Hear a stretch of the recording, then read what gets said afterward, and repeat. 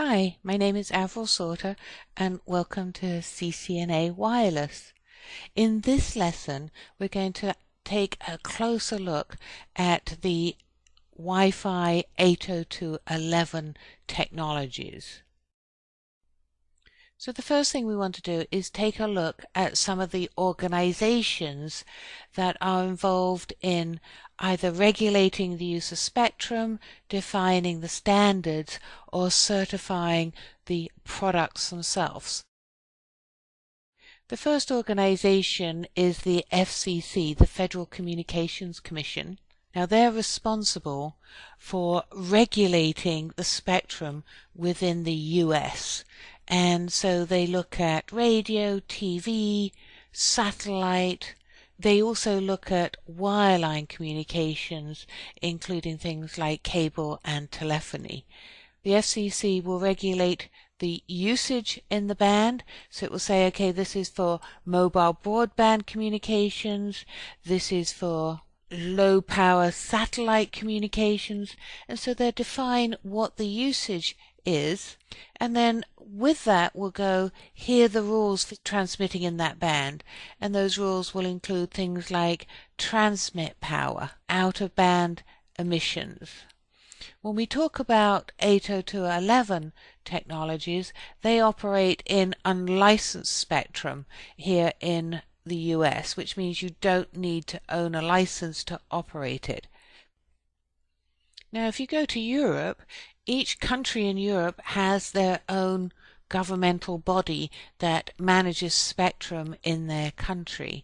But one of the important regulators that represents all of Europe is referred to as ETSI, the European Telecommunications Standard Institute. Now, ETSI actually was created many years ago, in fact, from an organization called CEP, so the Conference of Postal Telecommunication Administrations. CEP was actually responsible for defining the GSM standards, which have become worldwide famous as a leading cellular technology.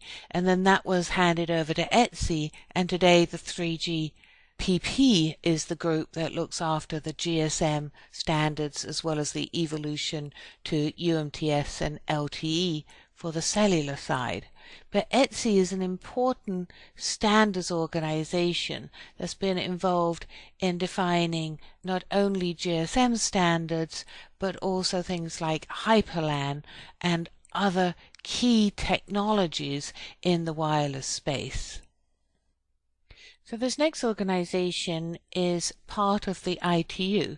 So the ITU is an agency within the United Nations that takes care of information and communication technologies. So it includes how spectrum is utilized worldwide, and so they make recommendations as to how spectrum should be allocated in an attempt to harmonize usage of spectrum around the world. So the next organization we want to take a look at is the IEEE, and that stands for the Institute of Electrical and Electronic Engineers, and I'm sure many of you listening to this video are actually a member of the IEEE. Now the IEEE is an international organization with representation for over 175 countries, and one of the main standards activity that happens within this association is the 802 group. And the 802 group develops both local area networks and metropolitan area networks, and those are both wireline and wireless. Once the standards themselves have been finalized, you can actually buy them from the IEEE, but if you want to participate and see standards while they're in work in progress, then you actually need to be a member of the IEEE and go and attend their meetings. So this next part of the lesson, we're going to focus in on the 802.11 physical layer standards. Now, it was actually quite some years ago here in the United States that the FCC released spectrum for unlicensed use. And again, different countries around the world were doing the same thing around about the same time as well. Now, the very first 802.11 standard, it was finalized in 1997, and in there was two spread spectrum radios. One was a frequency hopping technique, and then there was a direct sequence spread spectrum technology, and that formed the basis of which 802.11b developed on. And so in the 90s there was a lot of different wireless LAN technologies, and it's really 802.11 that became the de facto standard, and in particular it was the evolution of the direct sequence spread spectrum one, i.e. 802.11b.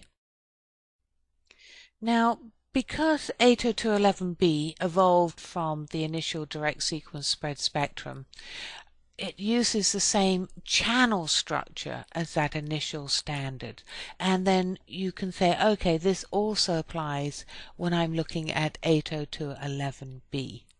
So again, this standard was defined for operations in the 2.4 gigahertz band only. It defined specifically the frequency band. In the 2.4 gigahertz band, here in the US, I have about 79 megahertz of spectrum, and 802.11 direct sequence spread spectrum defined a 22 megahertz channel. So if I have 79 megahertz of spectrum, that allows me to deploy 3 non-overlapping channels, i.e. channel 1, channel 6, and channel 11. And that's simply because the way the spectrum band is defined is to define a channel every 5 megahertz. So channel 1, channel 2, channel 3, etc. are all 5 megahertz apart, but there are only 3 non-overlapping channels. If you deploy your wireless LAN on channel 1 and channel 2, they are overlapping. What that means is that they will interfere with each other. So in an enterprise setting, you would choose to deploy your Wi-Fi network. If you're using the 2.4 gigahertz band, you would deploy on channels 1, 6, and 11. And many of you may have seen that in the corporate environment. Now, if you go to Europe, they actually have more spectrum available and different regulatory rules. And so Europe actually allows 13 channels. And so it's very common in Europe that when you deploy your Wi-Fi network, you can use channel 1, 7, and 13. And 1, 7, and 13 are also non-overlapping, and because they're a little bit further apart, it avoids a little bit more adjacent channel interference.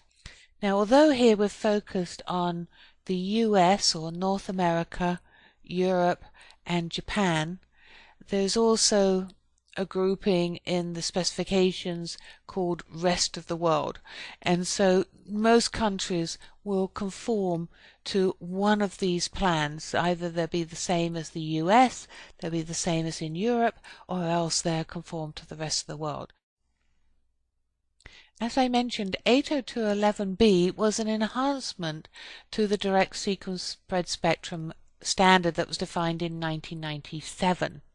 And 802.11b is called the higher rate direct sequence spread spectrum, and it was just defined a couple of years later. And this is the technology that took off, absolutely took off like crazy. And a lot of people say to me, "Hey Avril, what happened to A? Why didn't A come out first?" Well, 802.11a was also defined in 1999, but 802.11a used an OFDM radio, and I've mentioned before OFDM radio is far more complex, and so you see 802.11b products coming to the market before A products, but A and B from a standards perspective were defined at the same time. Now, one of the differences between 802.11a and B is that B was defined to operate in the 2.4 gigahertz band, whereas A is in the 5 gigahertz band. And 802.11b will allow you to get up to speeds of 11 megabits per second. And it's talking about the data rate that I'm transmitting at. It's not talking about my throughput. So I mentioned A was standardized at the same time as 802.11b, and I mentioned that it uses an IRF-DM radio. An IRF-DM radio used to be about 15 to 20% more expensive than a direct sequence spread spectrum, but really over the years those prices have almost become negligible now because there's just so much IRF-DM product out there, the prices have fallen back. But you'll notice here that the 802.11a standard is deployed in the 5 gigahertz band. Now the good thing about an IRF-DM radio is it gets up to higher data rates in the same frequency channel, so the same amount of spectrum is required as 802.11b, but in 802.11a I can get up to 54 megabits per second and 802.11b only 11 megabits per second. And again, these are my maximum data rate speeds in good RF conditions. On the edge of the cell, my data rate will drop. Now this is super important to understand. 802.11a operates in the 5 gigahertz band, and there's a lot more spectrum available in the 5 gigahertz band. So you saw in the 2.4 gigahertz band, I told you that here in North America I just have 79 megahertz of spectrum, a little bit more in Europe. But here in the 5 gigahertz band, here in North America, there is actually 555 megahertz of spectrum. The spectrum in North America is called the Uni 1, the Uni 2, the Uni 2 Extended, and the Uni 3 bands. The Uni 1 band is for indoor use and has a lower power level than the other bands. The Uni 3 band is for outdoor use and has a higher transmit power that's allowed. So different regulations, different bands. But combined I've got 455 megahertz of spectrum. So before we were talking about 3 non-overlapping channels. Up in the 5 gigahertz band I've got lots of non-overlapping channels. This picture here illustrates just the Uni 1 and the Uni 2 bands, and just in those two bands I have 8 non-overlapping channels. Here in the 5 gigahertz band you'll see deployment on channel 36, 40, 44, 48, etc. And so you're talking about deployment for 802.11a, which uses a 20 megahertz channel, and so again the frequency channels are defined 5 megahertz apart, and so my channels are 20 megahertz, so my use channel is jumping by 4, i.e. 4 times 5 megahertz equals 20 megahertz. So my first 20 megahertz channel is centered on channel 36, which you can see from the slide is 5.18 gigahertz. Channel 40 is the next 20 megahertz channel centered on 5.2 gigahertz. Now 802.11a did not take off well in the market, and the reason is it doesn't go as far, and so my coverage isn't as good as deploying in the 2.4 gigahertz band. However, what you should know is that now people are looking at this band for deployment of 802.11n, and we'll talk about why in a little bit. Now, back in 2003, what they did is they said, well, you know what, why don't I take this 802.11a standard, which is defined for operations in the 5 gigahertz band, and deploy it in the 2.4 gigahertz band. And that's what G is. It's literally A in a different frequency band. Now it operates the same way. It uses a 20 megahertz channel, it's an IRF-DM radio, so it is exactly the same as A, just tuning into a different frequency. The other major difference is because B is deployed in the 2.4 gigahertz band. If I deploy an OFDM radio in the 2.4 gigahertz band, I have to worry about backward compatibility with my direct sequence spread spectrum 802.11b. And so there were some extra steps put in to enable compatibility to allow one access point to support B devices and G devices and allow them both to be able to take turns in communicating.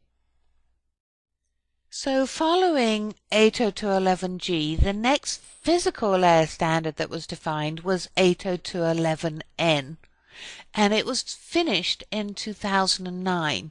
Now, a lot of people had product out before 2009, and you'll see the Wi-Fi Alliance certification stamp on those products, and if you look at it, it says draft 802.11n or just draft N, i.e. they took an earlier release of the specification before it finalized, and the Wi-Fi Alliance created interoperability tests so vendors could get their product out while they're waiting for the standards to finalize, because the standards took forever. Now 802.11n also uses an OFDM radio, but it now introduces MIMO, multiple input, multiple output antennas. And this is one of the techniques, if not the key technique, that gets me up to higher data rates. So multiple antennas means that I'm transmitting on multiple antennas and receiving on multiple antennas. And so you can imagine if I have two antennas and one antenna is transmitting bit 1 and one antenna is transmitting bit 2, I'm sending 2 bits at the same time, then I've doubled my data rate. One of the other things here on the third bullet about 802.11n is that N operates in both the 2.4 and the 5 gigahertz band, whereas A, B defined Pacific operations in a Pacific band, N is band independent, and 802.11n promises data rates up to 600 megabits per second. So let's take a closer look at MIMO.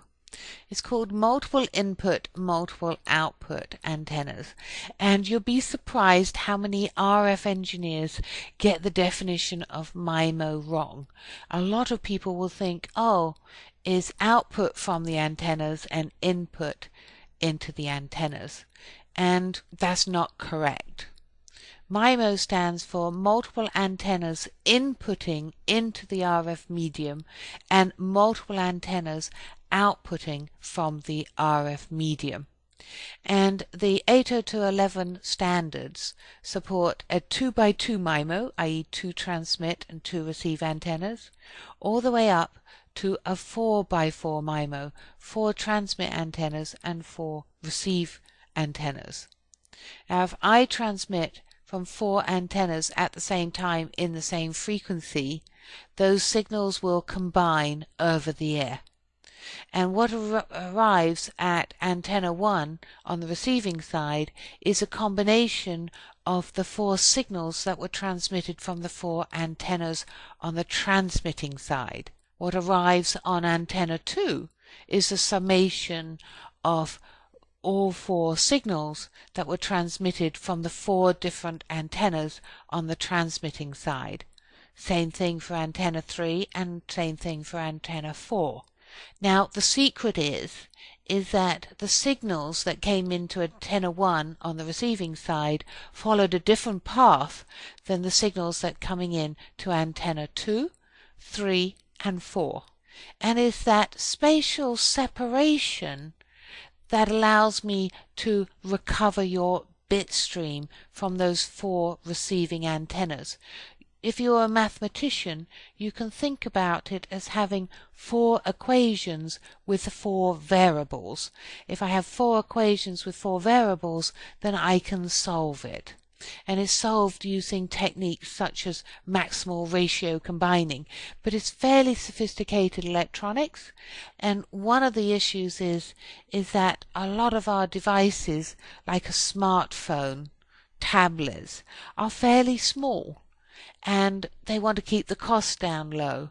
So even though in theory you could go to 4 antennas, it gets really difficult to keep them spatially separated enough such that the arriving signals are uncorrelated, such that I can solve those algebraic equations we were talking about. So a lot of times you don't go up to a 4x4 MIMO simply because of the client restrictions in terms of form factor and size, as well as power consumption, because you go putting lots of antennas on there, you're really going to eat your power level. Now there are different multiple antenna solutions. The one I just took you through is sometimes referred to as spatial multiplexing, transmitting on multiple antennas and receiving on multiple antennas. There is another multi-antenna solution called beamforming, and beamforming is when I transmit on multiple antenna elements and those transmissions combine in such a way to form a beam, and I can focus that beam and gain both distance, or I can focus my energy on that station and operate at a higher level of modulation and coding rate, which means I can get to a higher data rate. So the way to think about beamforming, that I find the easiest way to think about it, is imagine, if you would, you're a child and you're playing with pebbles in a pond or a lake, and you throw 2 pebbles in and they land on the lake at the same time, and both of those pebbles, they ripple out waveforms, and where those waveforms come together they can form peaks, crests, where the signals have reinforced each other, and in other places they flatten each other out and they form a null. And this is the concept of beamforming. If I transmit from multiple antennas and I control what I'm transmitting and I control the gain and the phase, I can create patterns, and those patterns can be 1 beam, 2 beams, 3 beams, depending on how many antenna elements I have. And so what I'm able to do is to combine the signals from multiple antennas to form beams to reinforce the signal in some areas towards those users. And just like my pebbles in a pond, not only can I form crests, which are the beams towards different users, is I can form those nulls and actually cancel out interference from other users. So beam forming is available in the higher end 802.11 Cisco products because it's pretty expensive. You will also see beamforming being used not only for N products, but Cisco also use it for A and G, and this is not in the standards but it does improve the range that you can transmit to an A and a G radio. One last thing I want to tell you about beamforming before we move on, and it's very important, is that when I talk about beamforming, I typically tend to talk about them in the transmit mode because it's easier to understand. But antennas are reciprocal, which means that I can form beams for transmitting and I can form beams for receiving. And what does a beam for receiving mean? What that means is I form a beam, I focus in my antennas to receive energy from a specific direction, and therefore I'm not going to receive energy and interference from things that are outside of that beam. So the last thing I want to tell you about 802.11n is for backward compatibility. It uses a 20 megahertz channel just like 802.11a and G. However, for 802.11n it also defines the option to bond two 20 megahertz channels together, give me 40 megahertz. Now, why do I want to do that? Well, 40 megahertz, twice the bandwidth, means that I can get to twice the data rate. In fact, it's a little bit better than twice the data rate. And the way to think about that is to think about it like a water pipe. If I have a pipe and it's got water flowing and I want to get more water through it, I need to go through a bigger pipe. And so it is with spectrum. If I double my bandwidth from 20 to 40 megahertz, I can double my data rate.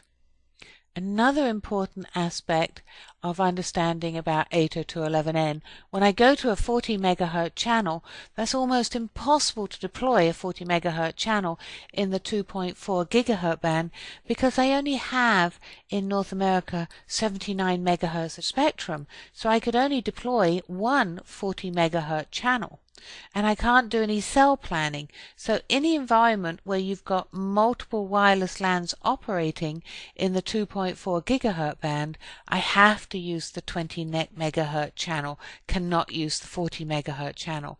And this is one of the reasons why Cisco is encouraging people to use and move to the 5 gigahertz band. Because remember, in the 5 gigahertz band here in North America, I have 455 megahertz of spectrum, which means I can deploy lots of 40 megahertz channels. So much easier to do my cell planning when I've got access points being deployed next to each other. So now that we've talked about the 802.11 physical layer, why don't we take a look at some transmissions in the 5 gigahertz band? Let's take a look. So in this demonstration, I'm going to use the Cisco Expert tool.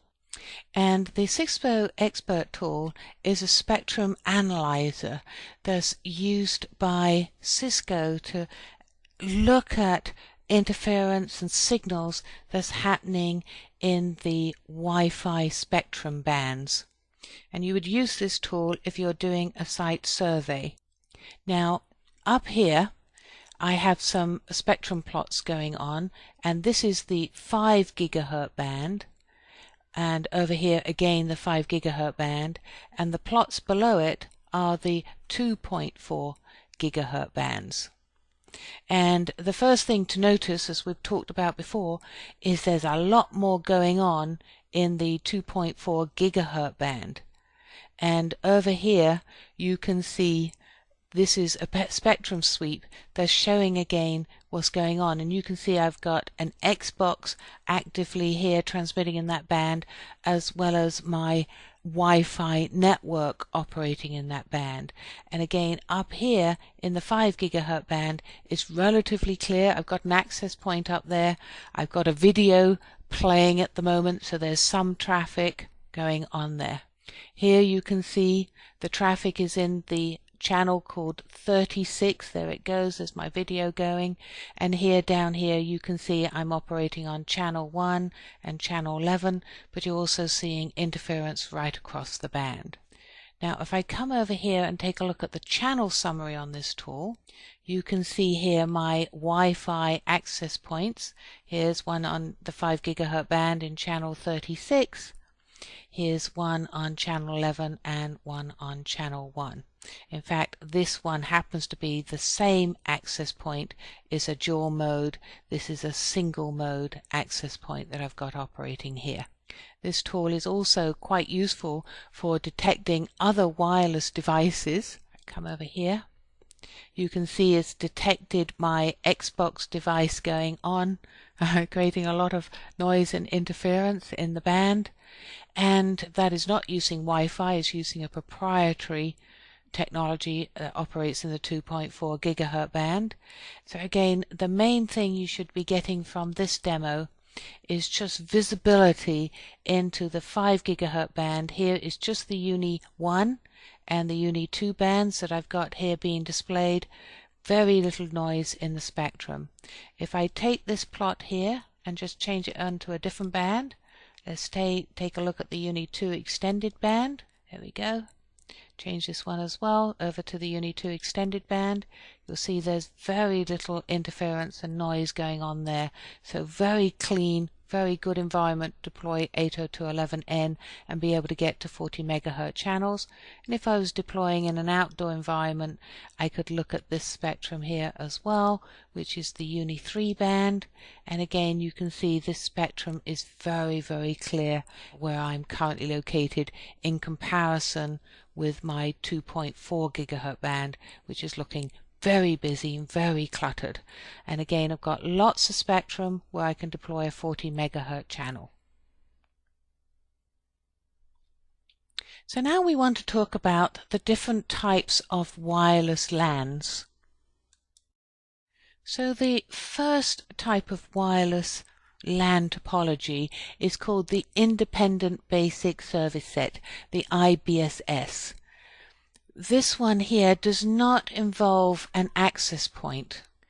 If the basic service set does not involve an access point, what that means is it has no connectivity to the wired network. So in this environment, you would have clients such as PCs, tablets, smartphones that use their Wi-Fi radio capabilities to communicate directly with one another. You'd normally put these devices in sort of a range somewhere between 10 and 70 feet of each other, and they'll be able to communicate and share information between each other. This is sometimes called an ad hoc network. You have to be a little bit careful with ad hoc mode, especially if you're at a public place like an airport. If you see free Wi-Fi and it's actually in an ad hoc as opposed to an infrastructure mode, quite often it can actually be someone trying to get into your computer. So you should try to avoid that if you can.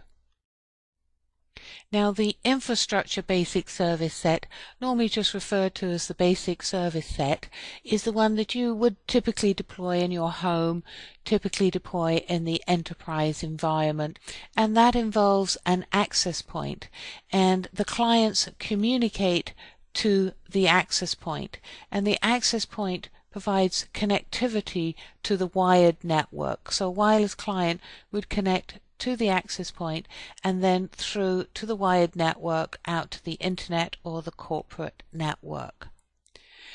A basic service set has an SSID, and it's possible to set up an access point with more than one SSID.